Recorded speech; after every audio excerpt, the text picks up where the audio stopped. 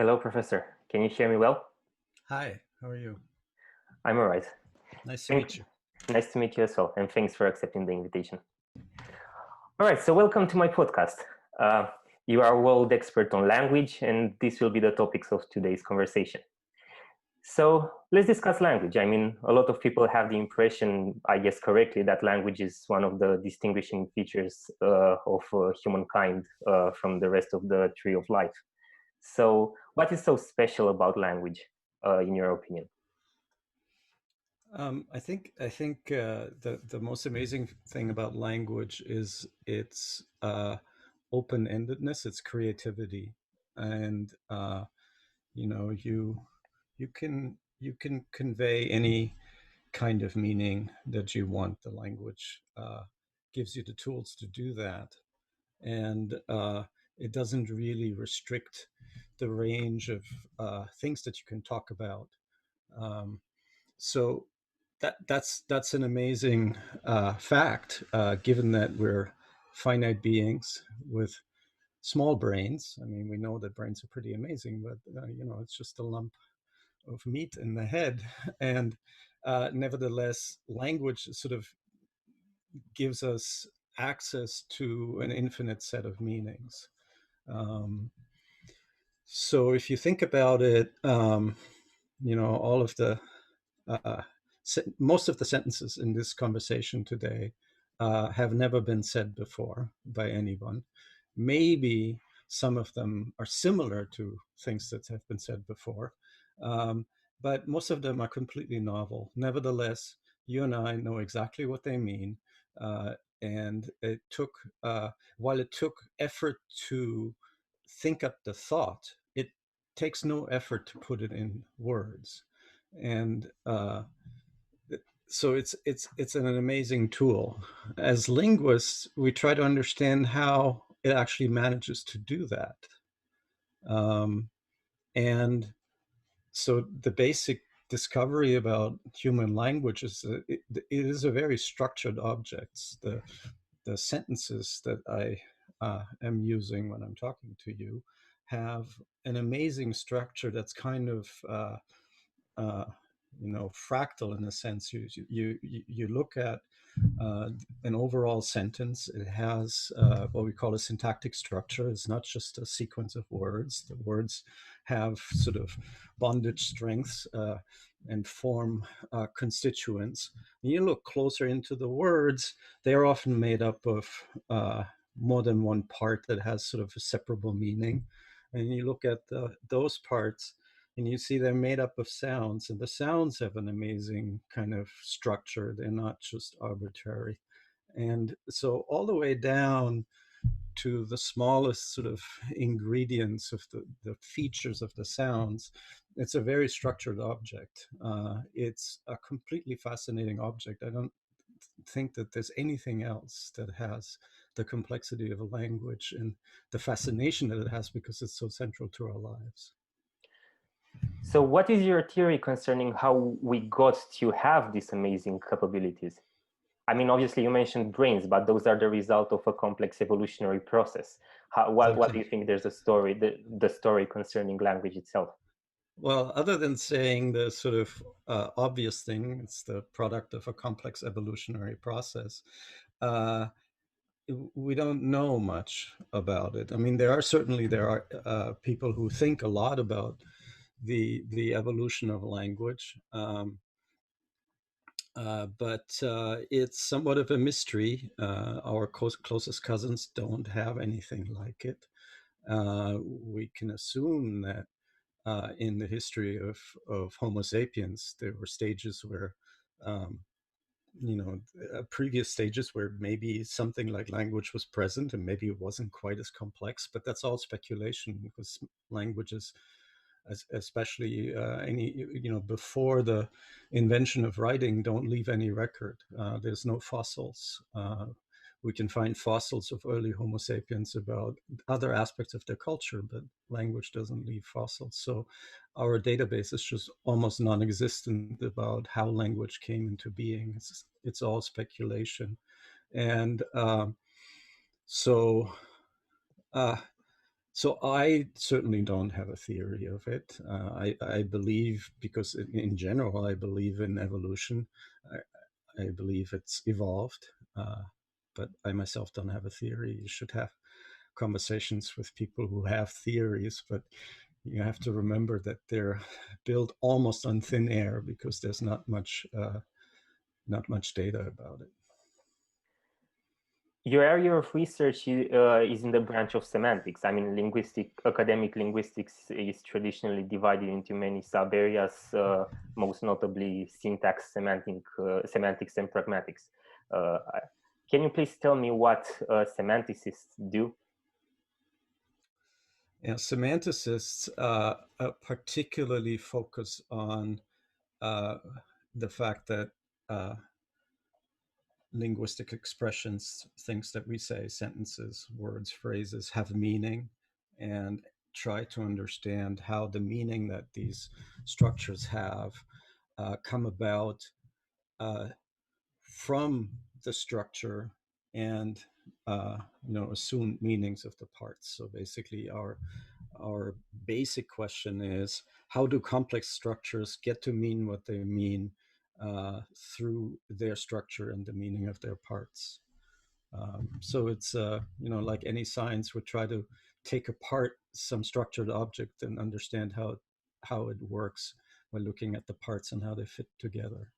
I mentioned earlier that language is this amazingly creative engine for producing meanings, and semanticists are sort of at the core of trying to reverse engineer how this engine works. We do need the syntacticians that structure the sort of structure of the expressions. We need phonologists who look at the sound structure of expressions.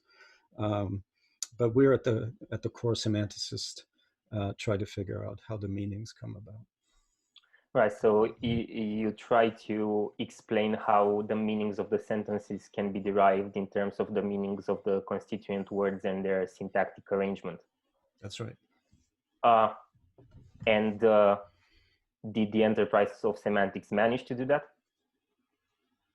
No, or like what are the hurdles that you stumbled upon? Like any science, it's a kind of progression. You have questions, you answer them to some extent, and then new questions come up, and you're never satisfied until you're faced with many questions. So it's the usual kind of scientific progress. But I do think that we've made a lot of progress in the last 50 years or so as theoretical linguistics, formal linguistics has evolved.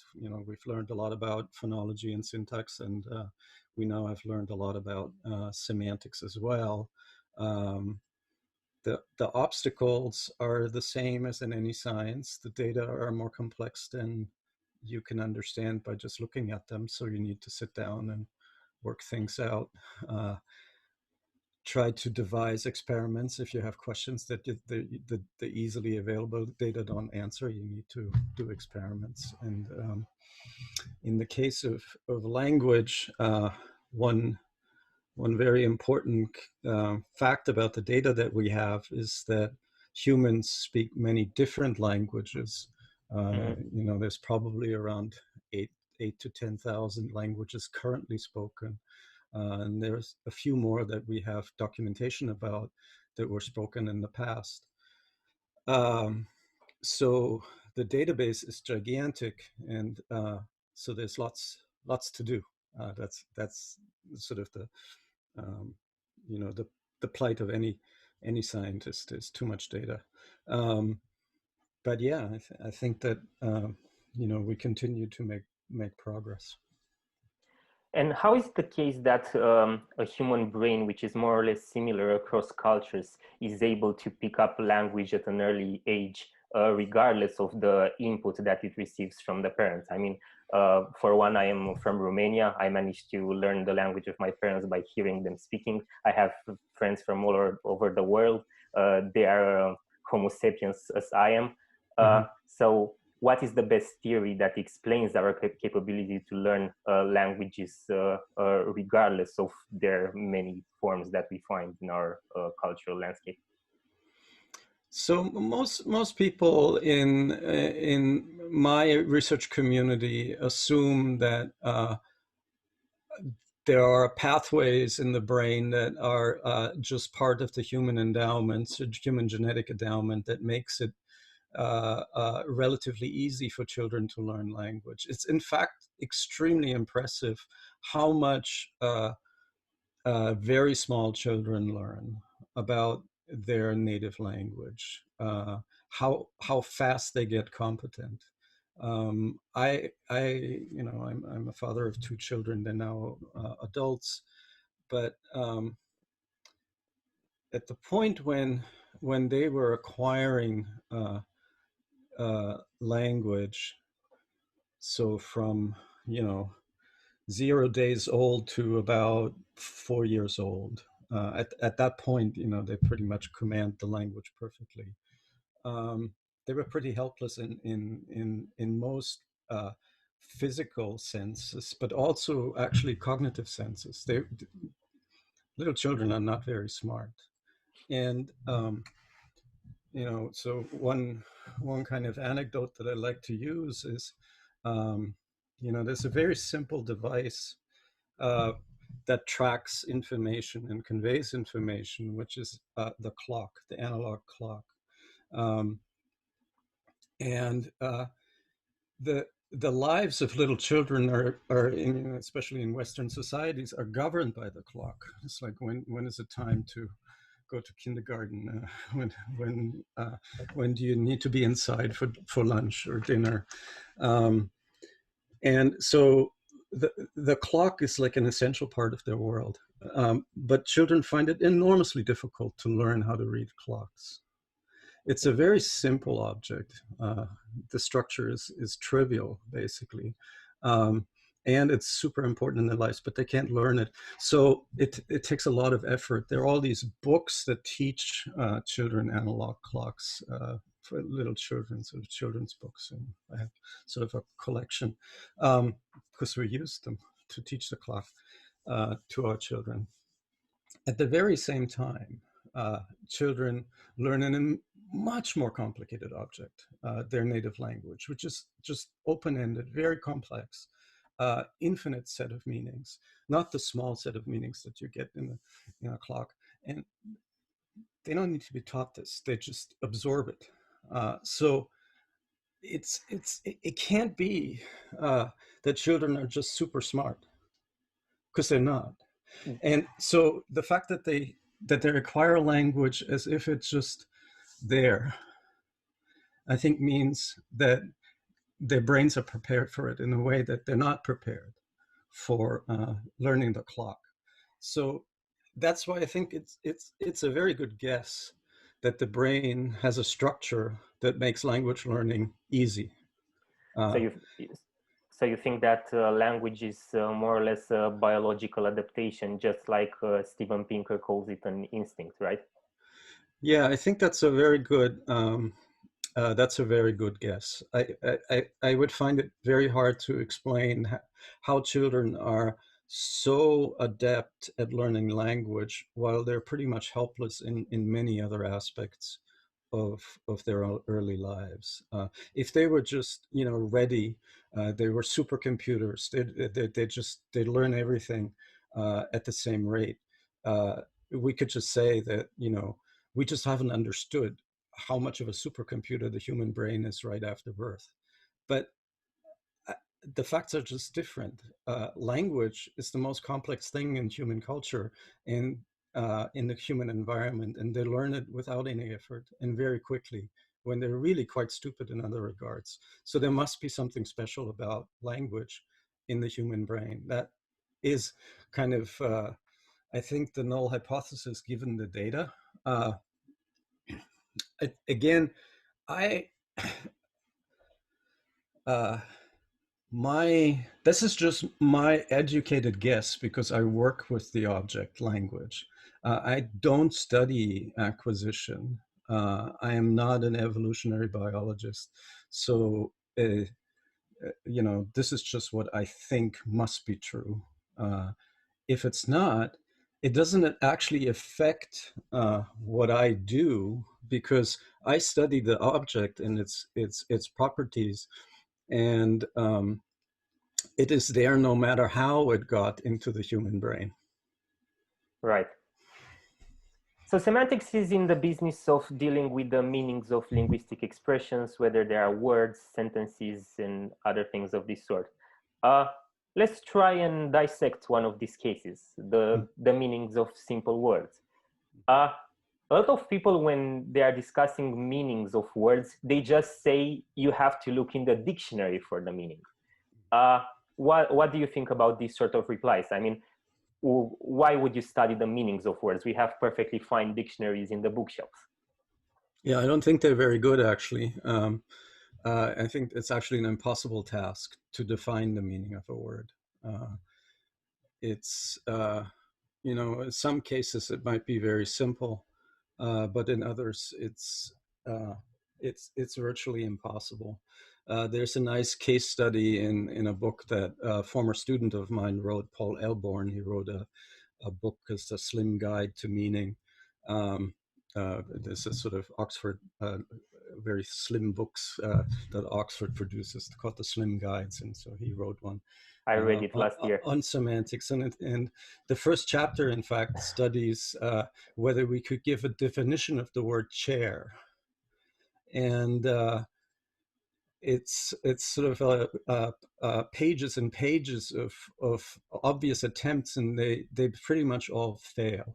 So a dictionary sort of gets you close, but it really doesn't capture the meaning of a chair. So in fact, in general, I think translation is much harder than people think it is. We can get asymptotically close. The best definitions of chair are either just chair. That's a chair is a chair. That's true. Or enormously complex paragraphs that explain the concept of chair with many words, and you're trying to create a complex object that doesn't use the word chair, but all the other resources of the language to get close to what the meaning of chair is. And across languages, it's the same thing. The German Stuhl might be an okay translation of chair, but there's also Sessel, which is more like armchair. And so if you think about it, the finding like an exact translation might actually not be a very simple phrase, but it would have to be very complex, because it turns out that a word like chair probably is a very complex concept that is just associated with this short word. And actually explaining and getting across that concept takes a lot of work. So yes, dictionaries are approximations. They're very useful, but they're not actually a theory of meaning. Still, we don't seem to have this problem when we are in the realm of mathematics, let's say. I mean, mathematicians don't dispute over the concept prime number. No, so that's what is those the are difference? so. I think that is actually so. There's a subset of language where words are just stipulated to mean certain things, right? So prime number, you have that actually has a definition, but I don't think that everyday words typically have definitions. That's not how their meanings are established. Doesn't this make the meaning relative to the speaker? I guess each of us has in our neural structures certain meanings for certain words. I would classify a given piece of food as a sandwich. Someone else would not classify it as a sandwich. Is this the reason for which definitions can't capture the meanings of the word? Because no, I think even so. First of all, it is true that each of us speaks their own language, so we call that an idiolect, and that is, in fact, in a certain sense, the primary object of study is your linguistic knowledge of the languages that you speak, and primarily the native language, because that's the richest piece of knowledge that you have about a language. And that's the study, that's the object we study. Now, people obviously use language to communicate, and that works best if the idiolects are similar enough so that meanings come across without too much distortion.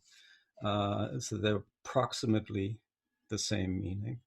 But that's sort of a gradient effect, right? So whether the meanings that I want to convey come across to a conversation partner is, sometimes it's almost perfect. I like to pretend that the communication with my wife is perfect, but it's probably only almost perfect.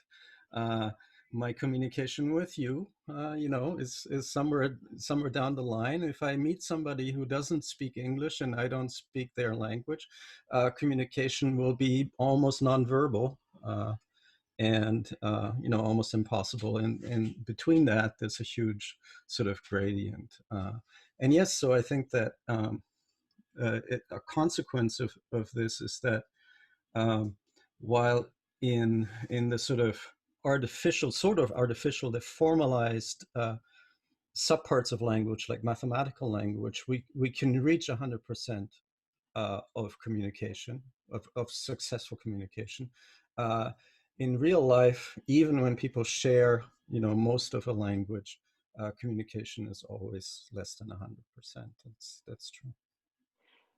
But it's good enough. It's good enough for us to build amazingly complex cooperative cultures, right? So clearly, less than 100% doesn't mean not good enough.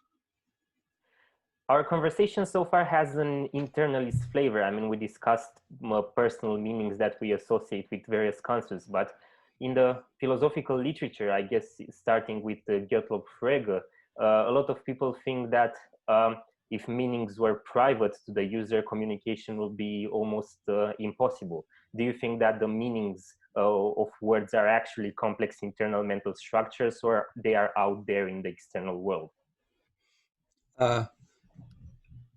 There are complex internal structures that we have that are kind of essential to language. We need to have them. You can't have a language without them. A real language. But language is used for communication between people. So we have two people. Both of them have complex internal structures. Let's say their thoughts, their complex thoughts, their concepts, the way that they fit together, and they try to build a shared picture of the world. And so they deploy signals, publicly observable signals, to try to sync their internal representations. And so I do think that there's a public picture of the world that we're building with language. And I think that that is crucially built on an internalist picture of the world. And as I said, this is a cooperative process, and it is in its nature only asymptotically perfectible. It can't be perfect. So it's not an internalist picture per se, but it doesn't deny that language is at least partially in the brain and not somewhere else. But it is used to construct a public picture of the world. So we said so far that words are complex internal mental structures, but what about? No, I'm not sure that I actually that I would bristle at that. So words, a word is a complex kind of thing. It's some kind of object. It is partially associated with public signals. It's partially associated with internal representations. It has phonological structure. I mean, it's an amazingly complex thing that words are. And so it is not that a word is an object in the brain. It's just that it's much more complex kind of thing. There's, it's not just an event in my brain. So I mean, if you come sort of at doing linguistics and then in your free time try to do a little bit of metaphysics and trying to think about what these things are that we study, you realize that they're very strange things. They're not physical objects. They're not purely mental objects. They're abstract but also concrete. I mean, it's it is kind of amazing what the kind of thing that language is or its parts are. So the metaphysics of what language is and what the parts of language are, I think is really fascinating and much more complex than like if you just think, what kind of thing is an electron. I mean, there of course also physicists might have really wild ideas, but you kind of think, this is a simple kind of thing. But as soon as human brains are involved and the fact that we are social animals, the objects that we're dealing with can't be tied down as simply as, they're abstract. Well, they're partially abstract, but words are also associated with sounds, or in the case of sign language with structured gestures and so on. So there's a physical aspect to them. So they're really much more complicated than any words are. And then you say X. Whatever they are, surely they are the building blocks that we can put together via accepted syntactic rules to build sentences. I'll buy that, yeah.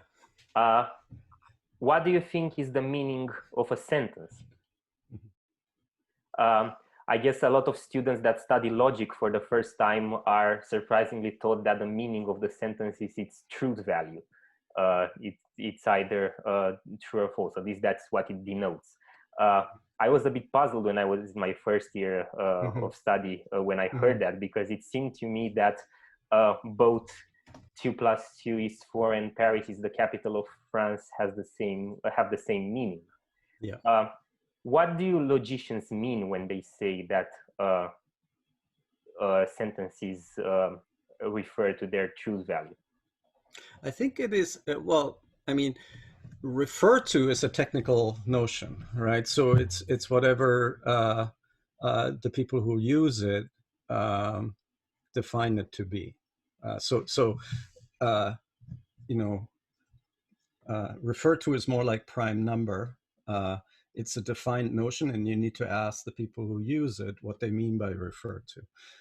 And I think one shouldn't be confused by the fact that referring is also sort of semi-normal language as well for perfectly normal everyday language. People might say, what are you referring to? And when we talk that way, this sort of normal way, refer to kind of says something about, what kind of concept or thing or thought are you talking about, right? That's what we mean, but like, what are you referring to? So you tell me that, somebody is a really bad person, and I say, well, what are you referring to? What I mean is, like, what makes you say that, right? So that's kind of like a normal everyday use of refer to. But when a logician says refer to, it just means whatever they mean, and whatever they say it means. So what happens when you build formal models of language as a logician or as a linguist or as a computer scientist is that you idealize and you abstract.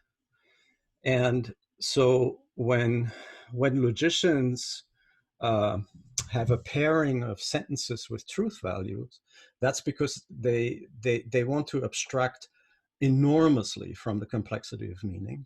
And in fact, the only thing that they're trying to do when they do that is they want to study the meanings of words like and not, conjunction, negation. That they want to study the meanings of those words. What is special And about these words?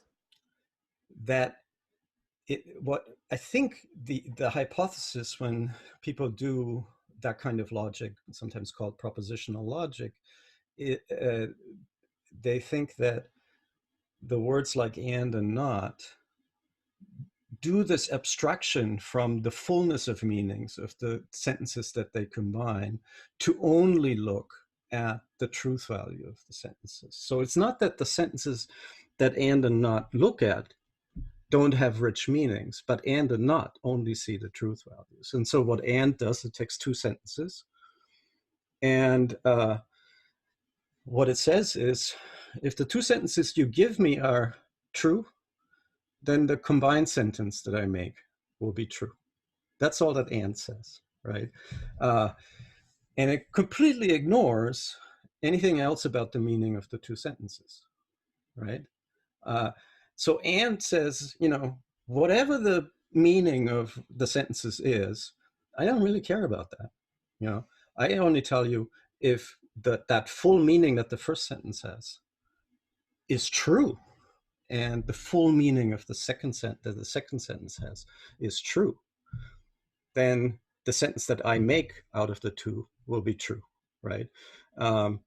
So and doesn't do anything with the component meanings other than just looking at the truth values. So when in that kind of system you say the meaning of a sentence is its truth value, it's short for the meaning of sentences for the purposes of the current analysis reduces to its truth value, right? But it's not any kind of pretense that that really is the meaning. It's just the appropriate abstraction at that point. That's the most sort of radical kind of abstraction from the fullness of meaning to a formal object that happens in logic and linguistics. But the same kind of trajectory happens all the time when you do formal modeling. You abstract away from the complexity of the objects and just look at certain of their properties. And that is meant to capture some aspect of what's going on, the one that you're currently dealing with. But I don't think it ever comes with the claim that you have captured all of it. You have just captured what you set out to capture, right? That's what's going on. And so you can have very simple models of meaning, truth values. You can have more complex models of meaning, like pairings of states of the world and truth values. So the sentence, France is the capital of Paris, is true in our world, but we can imagine a possible world where it's false, where Lyon is the capital of France. And so in that world, the sentence, Paris is the capital of France, is false. But surely Paris is the capital of France has the same meaning. We just, so it has two truth values in two different worlds, but so the meaning of Paris as the capital of France actually maybe should be treated as a pairing of worlds and truth values, or as a function from possible worlds to truth values. But even that will prove to be an abstraction for certain purposes. What exactly are these objects, possible worlds? Because a lot of people might have never heard about them. Possible world basically is a way that the world might be, could have been. And it could have been that Lyon is the capital of France. So we say there is a possible world where that is the case, right? You could see it as short for there is an imaginable world where that's the case. Or you could say, okay, my universe is full of all kinds of different worlds. I happen to live in one of them, but I might have lived in another one. And often I try to sort of wistfully think about those other worlds and wish I was there. Right now, it's easy for me to imagine a world, where we could see each other in person. And that's not the actual world, but it's a possible world that I would love to be in. Is there any relationship between those possible worlds that linguists and logicians talk about and the worlds that quantum physicists talk about. I mean, in the Everett interpretation of quantum mechanics, you basically deny that the quantum wave function collapses when you make a measurement. Actually, the universe branches in all the possible ways it could have branched into worlds that do not talk to each other after the branching happens. That also gives a lot of possibilities, starting with the initial state of the universe. I mean, you hear physicists like Sean Carroll say that there might be a world in which I am the president of the country. That is allowed by the rules of quantum mechanics in his view. It seems as though, do we have the same degree of freedom in the worlds of physicists, in the imaginable scenarios, in the worlds of physicists and the imaginable scenarios that the linguists talk about? Is there a match between the notions?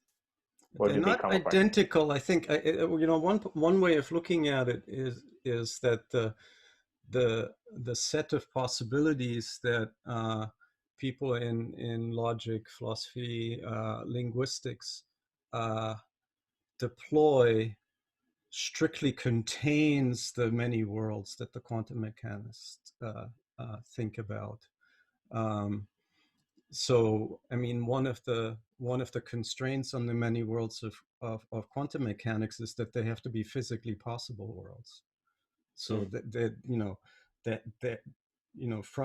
from the beginning of the world, there needs to be a path to get to that world, right? But as humans, as philosophers, we can think about what would the world be like. What is the possible world where the Big Bang didn't happen? Right. What is a possible world where 2 and 2 is 5? So not necessarily all of the worlds that we try to think about and talk about are actually possible, right? So physically possible.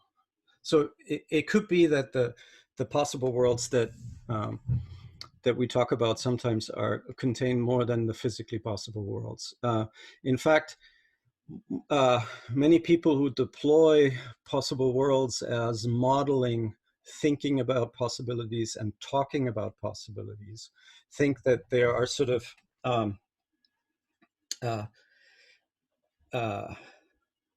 relative notions of possible worlds that are very important. So when I talk about my mental attitudes, what might be relevant are possible worlds that kind of match what I believe.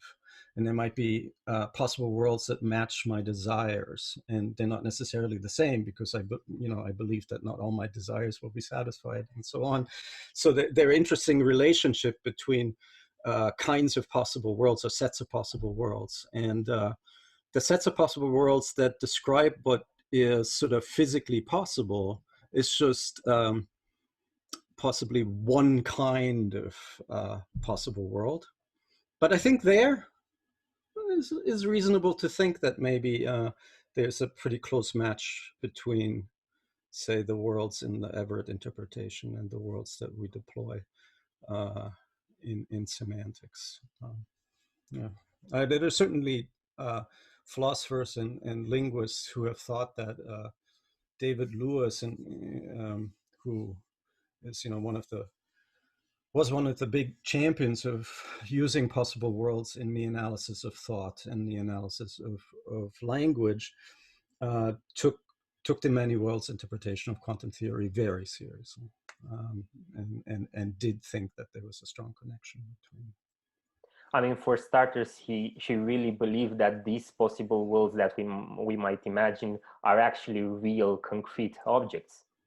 He did. So he didn't just think of them as abstractions, but like the quantum mechanists, I think, he thought that they were just real. We just didn't take that path. But there are sort of close counterparts of ours that did take that path. And he was, in fact, kind of terrified by the thought that there were counterparts of his that got into a terrible accident and were suffering. That really disturbed him. I try not to think about that. We brought logic in the picture. I mean, logic is certainly useful in capturing more and more accurate logical forms of sentences, and with this machinery, we are able to investigate whether arguments are valid or invalid. But a lot of people, when they hear about language, they think about the prescriptivist grammar that they were taught at school. Can you please make clear what the distinction between what people that work in logic and syntax and the school grammarians do? Yeah. So let me see. Let me start with what linguists do. So Okay. what linguists do is study language as it is spoken, primarily by native speakers, but certainly by people who know how to deploy the language, who have good knowledge. We study the knowledge of language of competent speakers, and so we also realize that everybody speaks their own version. So that's what we call idiolects. And my version of German is different from my cousin's version of German. We have slightly different accents. We have different kind of preferences about certain kind of syntactic constructions and so on, how to deploy the genitive or something like that. I mean, we sort of grew up in different parts of the country, and so there's lots of differences between our languages, but each of them is basically a perfectly formed object, and so an appropriate study of a science, and that's kind of what linguists study. We also, of course, study groups of idiolects, communities, families, tribes, countries, where the groups of idiolects are close enough that people can talk to each other and understand the evening news and so on. So we just we have an object that exists and we study it. People who teach language and people who write grammars sometimes have that same ambition. So they really want to teach people basically how a language works so that they can communicate with other people who speak the same language or who speak that language, right? But a thing that happens in any kind of human community is if it is large enough that there will be in-group and out-group effects. And some group might become more prestigious or more powerful than another. And what often happens is that all kinds of cultural objects that are associated with the powerful group become, they get kind of default status, right? So if that group, when they meet, shake hands, that becomes the norm. And if there's a group that fist bumps, that might be a sign I'm not in the powerful group. You're not in the powerful group if you greet each other that way. So either they sort of embrace that and say, yeah, we're that subculture that fist bumps, or they adopt the power structure, right, and shake hands. And that happens for language too. So groups of idiolects might be associated with power, and other idiolects, each one of them perfectly formed objects, nothing objectionable to them. They're real human languages with all the structures and creativity and expressiveness. They might get branded as being substandard, as not right, because they're not the power object, right, and not the language the power group studies. And then people might say, well, when I teach you German, I'm going to teach you Kai's language and not his cousin's language, because Kai speaks the power language, right? And so a grammar might say, this is the way to speak German.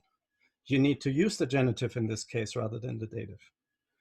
Now, my cousin uses the dative. It's a perfectly normal language, but it's different, and mine has the prestige, right? And so that gets taught. That gets taught in schools. That gets put down in grammars. So that's called prescriptive uh, grammar, right? You tell Right. people to use the power language rather than the other perfectly fine language that just doesn't have as much prestige. So that's completely a sociological fact. It's predictable because apparently humans work that way. We don't. It's not just a fact about language, but all kinds of sort of uh, things that we have control over: how we dress, uh, what our hairstyles. Not right now because I can't go to the hair salon, but you know what we do with our hair is under our control, and there are norms. There are really no reasons why wearing a wig in the 17th century was the thing to do. And if I wore a wig right now, that would be the strangest thing that you have seen in these interviews, right? um, so these things just change over time.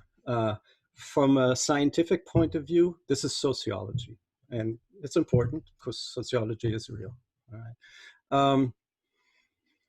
Now, logic, I think even more so than linguistics, perhaps, abstracts away to essential kind of mathematical structures of complex objects.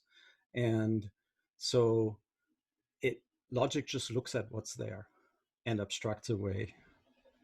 So it's more, you know, in a certain sense, more idealized, more abstract than sort of linguistics that tries to, at least sometimes get closer to the fullness of language. Do you think that I would have logic and linguistics on one hand because they're dealing scientifically, empirically with what language is, and prescriptive grammar, and to some extent language teaching and attitudes towards language, which are largely facts about sociology and group psychology. do you think that logic is closer to our actual bare thought stripped away from language? Tend to be agnostic of whether we have bare thought stripped away of language. Uh, it it certainly, logic might be closer to the sort of abstract core of thinking or of language, but I'm not sure. I'm not sure I would privilege it over other views of other models. I mean, I think that formal modeling is essential to science, and so logic sort of does that, maybe to the most impressive degree.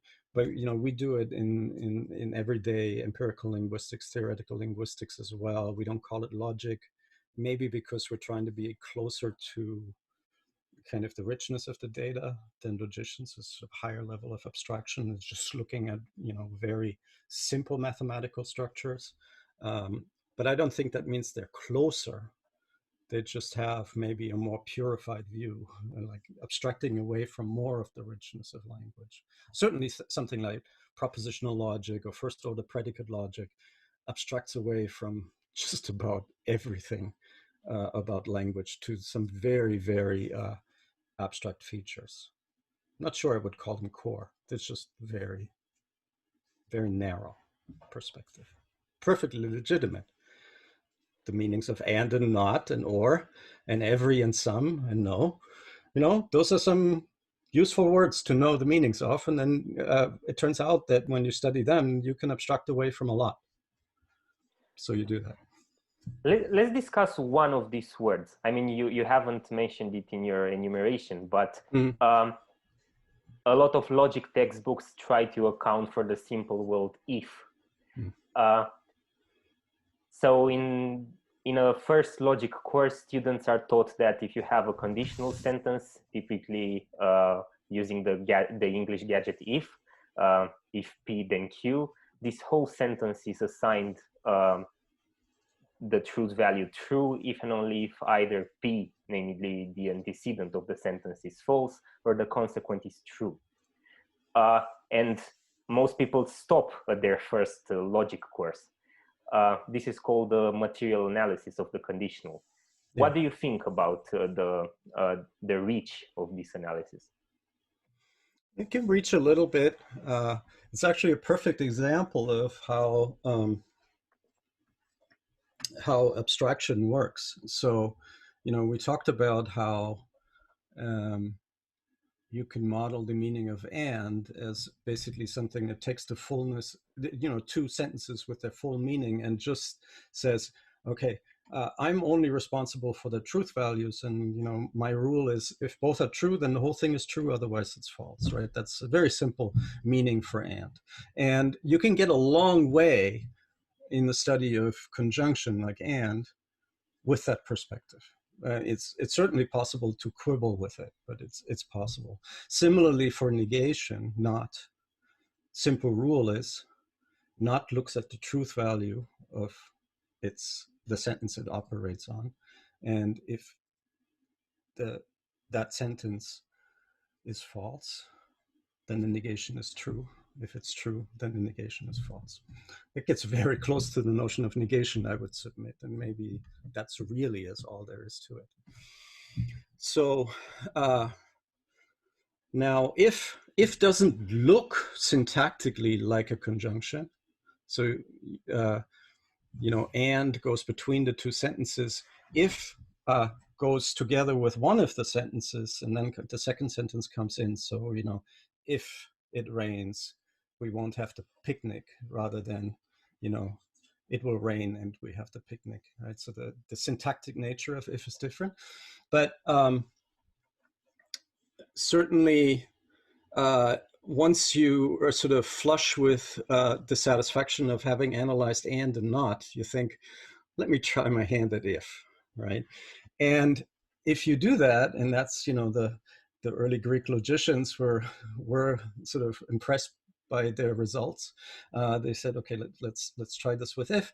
And so within that constraint of having a system where the connectives only look at truth values, the material conditional is the only plausible analysis of if. So basically, it says that what the two sentences mean. Basically, it says the one thing that can't be is that the first sentence, the antecedent, when we say if PQ, if P, if that's true, and the consequent Q is false, then the whole thing must be false. So when I say, if it rains, we won't have the picnic, and then later it rains and you see us have the picnic, you will say that I didn't say, that I lied, right? I lied to you. Because, you wanted to come to the picnic. I said, if it rains, we won't have the picnic. It turns out it rains, we have the picnic. You miss out. You will say that I lied. So that's for sure, I think, true, that if the antecedent is false and the consequent is, if the antecedent is false and the consequent, if the antecedent is true and the consequent is false, then the whole thing is false. And all the other cases are not obvious. And so if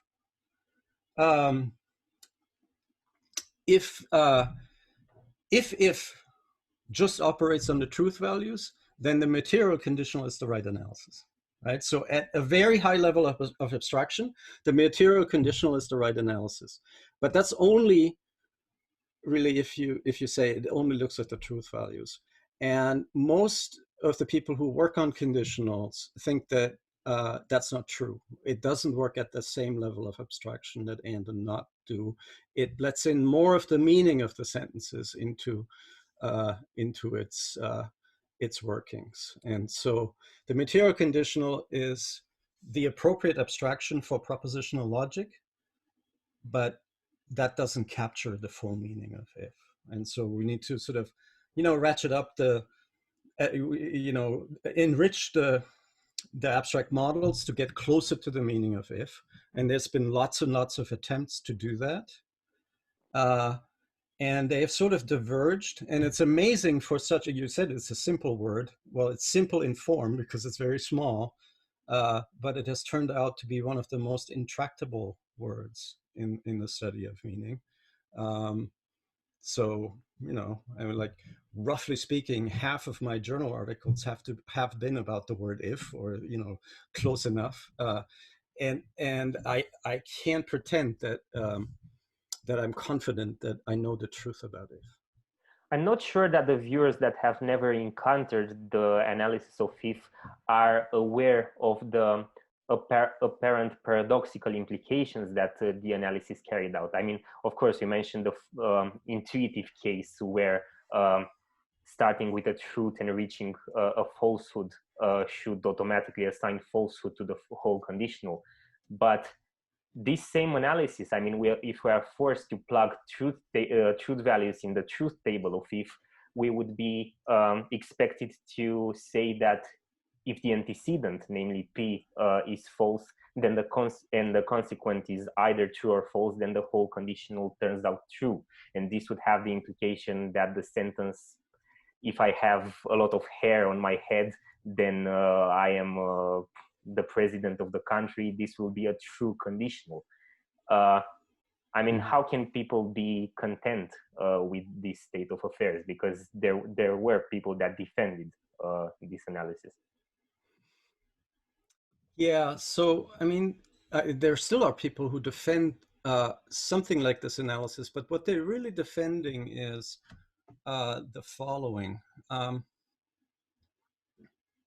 So one of the things that we've discovered about meaning is that it's multidimensional. So in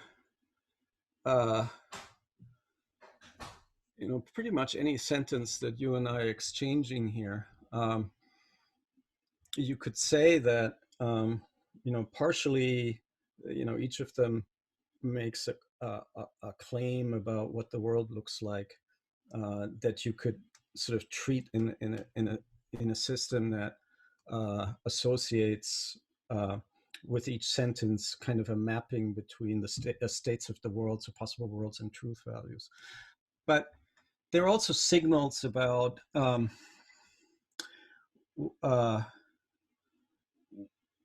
you know, I'm sending signals about what I think you and I share in common as background. So like when we're talking about logic, and I said first order predicate logic, that's a concept that, you know, maybe I should have explained, but I didn't. I just deployed that concept, trusting that you share the background, that you know what first order predicate logic is. And that's not anything that, you know, was sort of explicitly said, but it was part of the meaning of the entire act, that I signaled that wasn't something that we needed to talk about, what first order predicate logic is. So there are signals about what we sort of have as common grounds. People sometimes call those presuppositions. So they're parts of meaning, they're levels of meaning that concern presuppositions that are separable to some degree from truth values, or, you know, mappings between possible worlds and truth values. There are other dimensions of meaning. You know, for each sentence that I say, I have goals in mind. I want to convince you of something or remind you of something. That's also not really in the sort of bare bones meaning of the sentence, but it's part of the act, right? And so once you study language in its fullness, you know that every time I say a sentence, it's got meanings at multiple dimensions. And that's also my gestures. I'm not very expressive with gestures, but they come with a sentence and convey meaning. My phonological contour of my sentences carries meaning, and all of that is sort of layered very richly. So what people who defend the material conditional analysis, this very simple logical analysis of if, what they're saying is that at a certain level of meaning, if is just that connective. But there's all these additional signals at the other levels that create more of the meaning of a conditional when it's said, right? So people like Paul Grice, for example, they were quite adamant that, at a certain level of analysis, the connectives really just have their logical meanings. But then there are these sort of pragmatic inferences and signals that are going between speaker and hearer that enrich the meaning. And when you analyze the meaning of any kind of word of construction, you need to be aware of this multidimensionality. And just because, the meaning of conditionals when we use them is clearly goes beyond the material conditional, doesn't actually mean that at, a certain level of abstraction, it doesn't have that meaning. So Grice, for example, said, yeah, if at that appropriate level of analysis really means the material conditional, but there are all these other layers that create the complexity. This is one of the things that makes doing semantics really hard, this multidimensionality, but also extremely fascinating. You need to keep that always in mind. What other signals, what other interactions happen kind of on top of the level of truth values and truth conditions. I mean, I guess you don't really buy that story. Can you please tell us briefly what your view on the meaning of the conditional is? It comes kind of at two stages. So at a first stage of idealization, I am with people like my colleague Robert Stolnecker and David Lewis, who I mentioned earlier, that conditionals basically, if I say if PQ, I'm telling you, find what the world would be like if P were true. And I'm telling you that that's going to be a Q world. Okay, so the if PQ actually is a sort of a device that gets us possibly away from the actual circumstances to what things are like if P is true. And then Q is being said about that. So if is kind of like a world travel device, it's like an airplane that takes us from this world to some possibly different world. It might be the same world. If P is true in the actual world, then the actual world is actually what things would be like if P were true. So it ends up being about the actual world. But the idea is that if can possibly take us away. So that's the first level. It's a possible world semantics for conditionals. And I believe that's approximately true. But in the approximately is where the devil is, right? The details. And that's what I've spent, roughly speaking, 30 years of my life on. So what I actually think is that, yes, if does that to some degree, it sort of tells us what scenarios to look at. But then what we say about the scenarios often depend on other structures that are in the sentence. So when I say, if it rains, we ought to cancel the picnic, the ought and the if work together in ways that are not entirely obvious. And so some of the story of how if works really has to do with how it interacts with words like ought, or, if it rains, we sometimes cancel the picnic, how the sometimes and the if work together. And that is immensely interesting. And so that's the sort of level of analysis that I sort of deal with on an everyday basis almost. So I'm currently co-writing a paper on how if interacts with expressions of desire. So what goes on if I say, if I become a zombie, I want you to shoot me. And sort of one of the interesting things about this is that when you think about it, in the worlds where I actually become a zombie, I won't want you to shoot me. Either I don't have the brain anymore as a zombie to have any kind of desires, or I probably still have some animal instincts that I don't want to be shot. But it's actually true, you can easily imagine at least a scenario where this is true. If I become a zombie, I want you to shoot me, right? So how does that actually work? And so my co-author Rob Pasternak and I have a 60-page manuscript trying to figure out how that works. That's actually the kind of thing that we spend our time on. Can you believe it? And does the modern enterprise of computational linguistics bear in mind the research that you carry out in semantics? I think they're nowhere near the complexity of language that we have reached. So I think modern day computational linguistics, especially as it's deployed in commercial products like Siri and Alexa and so on, is extremely superficial. It really doesn't even do a true structural analysis of the sentences it gets. They run some very computational intensive statistical methods and on the sentences and try to correlate them with other sentences. And it's fairly successful to the degree that, I keep trying to get Siri to do what I want it to do. And maybe 90% of the time it's successful. It's basically because I've learned its special kind of language. I'm using its language. It's not that it's using my language. And so I think there's a huge gulf yet between what these computational models of language can achieve compared to the depth of analysis that's going on in linguistics. And obviously, I think I'm pretty convinced that for such products and such models to become closer to the richness of human language use, they will have to learn about linguistics more.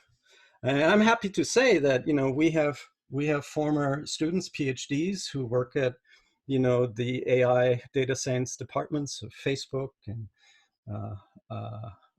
Apple, in the Siri group, for example. So there is that trajectory, I think, growing trajectory from theoretical linguistics into the companies that have real computational models that are supposed to achieve a commercially viable goal. So yes, they're not there yet, but I think they will more and more. And lastly, I mentioned early in the conversation something that you contested. I asked you to think about thought stripped away from language, and you denied that that might be possible.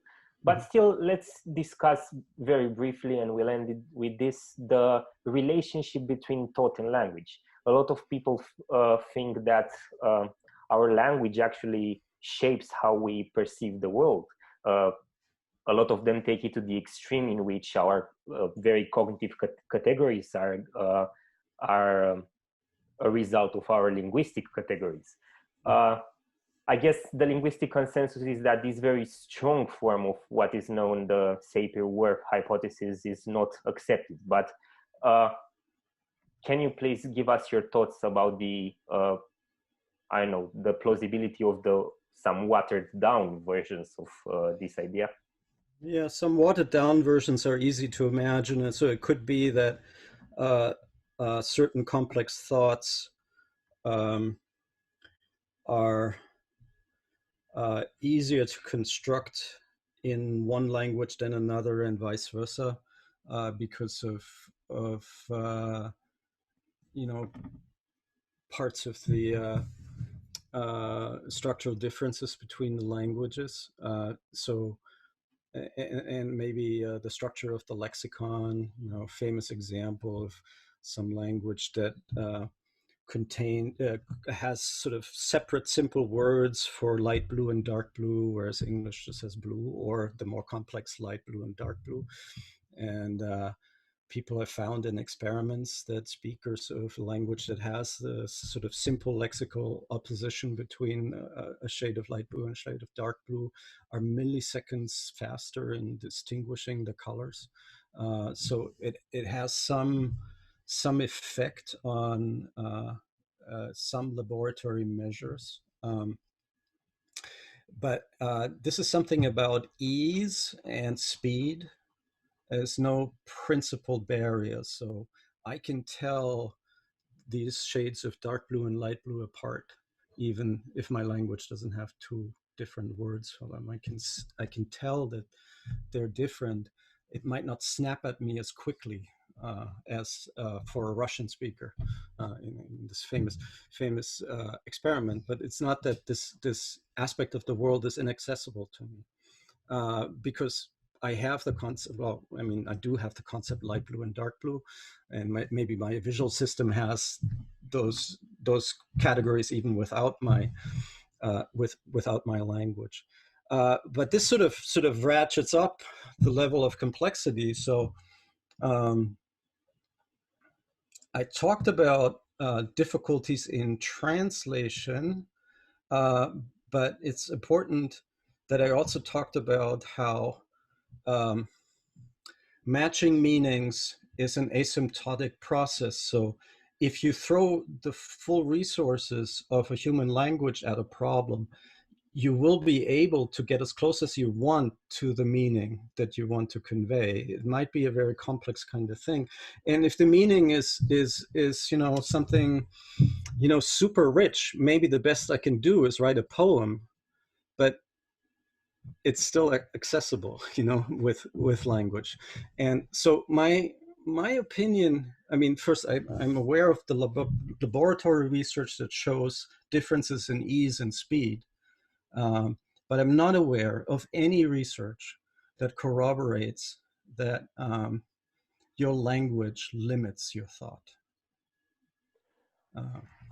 I still feel like asking you about your intuition that there cannot be thought without language. What would you say about these cases? Babies, I guess they do not have language at a very young age. Our cousins in the tree of life, bonobos, say, were. And does your view imply that a robot who doesn't have language cannot think? No, so I think this is too absolutist a view. So first of all, it's not clear to me that a baby doesn't have language. After all, you just expose it to a little bit of Romanian and it starts speaking Romanian. So we talked about how there are pathways in the brain that are basically just waiting for a little bit of input. So they're there, and they might be what's doing the thinking. So how clear is it that that isn't, in fact, the linguistic system doing some work in the thinking of babies? And then if the evolutionary perspective is right, then the bonobos have some structures that are related to our language structures. And so depending on how sophisticated they are, maybe they're doing what the thinking is. But look, I'm an amateur in this. I'm actually not sure about whether you can have whether all thought involves language or not. This is not something that I know how to approach as a scientist, so it's just a guess. But when people think about language limiting thought, language determining thought, I think they're underestimating language, and that's a more important point. And that is something that I do study, the flexibility and creativity of language. And I think people underestimate that when they say that your language determines your thought. I think the language is much too open-ended and creative to actually be doing that. Right. Thank you for this interesting conversation. I mean, I really wanted to discuss especially conditionals with you. Yeah, thanks a lot. Okay, it was nice meeting you. Bye-bye. Bye.